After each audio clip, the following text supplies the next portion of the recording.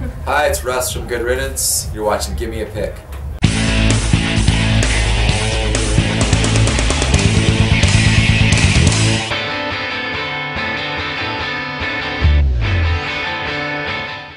Hi everyone, I'm Angela, this is givemeapicktv, and I'm here at Leeds Festival with Russ from Good Riddance. Hi Russ, how's the festival going? Very well, thank you. And do you plan on seeing any other band performing here? Yeah, we already watched a couple of bands play.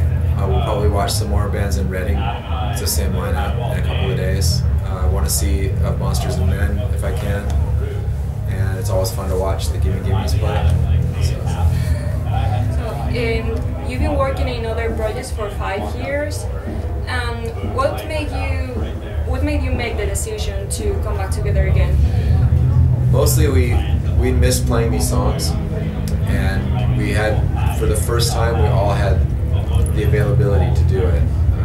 You know, Luke has 2 children, Chuck has 2 children, we all have other jobs that are very demanding of our time. So we finally reached a point where we had the time to go to do this, and we had like a lot of the pressure that was on us when we were touring a lot and stuff, like that was going away. So we realized we could just play these songs that we love and have fun and not worry about how many people come, how many records we sell. Like, it doesn't matter. We just want to have fun and reconnect with some of our fans.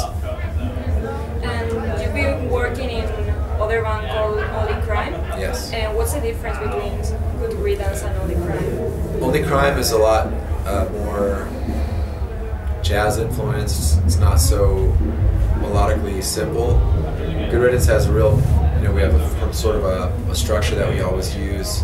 We're influenced by a small group of bands, and it's really apparent, and it worked out really well. Only Crime is a lot more musically, what am I trying to say? It's more improvisational, and it's influenced by a lot more by jazz musicians. And we have 2 guitar players in Only Crime, one in Good Riddance.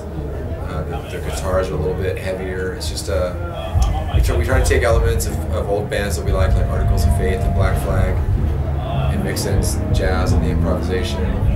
So that's kind of what we're trying to do. And it's much different. It's not political like Good Riddance is.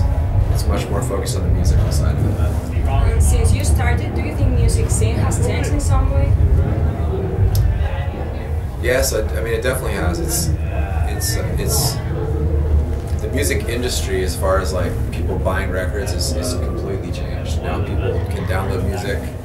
You can download music for free.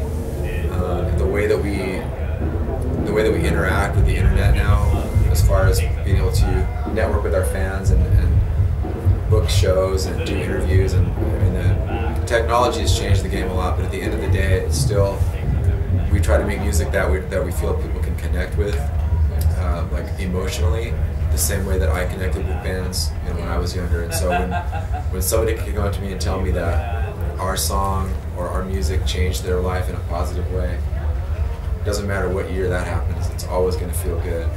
And I can absolutely relate, because bands did the same thing for me when I was younger. You reunited and played some shows this year, and you played Resurrection Fest in Spain, right? Yes. How was that? It was awesome. It was very cool. It was a very quick trip. We flew there and back, but it was sad because it was like 2 days after we found out that our friend Tony had died from Nuestra. So that was weird the whole time. Like, just, we were all kind of in shock still. Like, he died, and then 2 days later we had to leave. But the show was great. I mean, Spain is always awesome for us, and the people that booked us took really good care of us, and it was cool. And you reunited this year. Do you have any plans on recording another album together? We don't really know.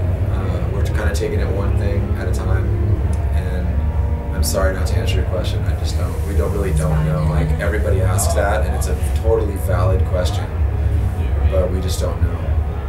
We're so busy. We have so much other stuff going on. We're sort of just seeing how this feels and seeing what, if anything, comes up. We were talking about it a little bit, but we have no plans to record anything new right now. Okay. And finally, we would like to know, what do you think has been your biggest achievement as a musician?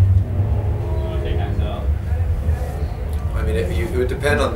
I mean, I think all four of us would answer that differently. For me, it's been like last night we played in Paris, and a guy came up to me and told me that he went vegetarian after he heard our song "Waste" 12 years ago, and he's still vegetarian.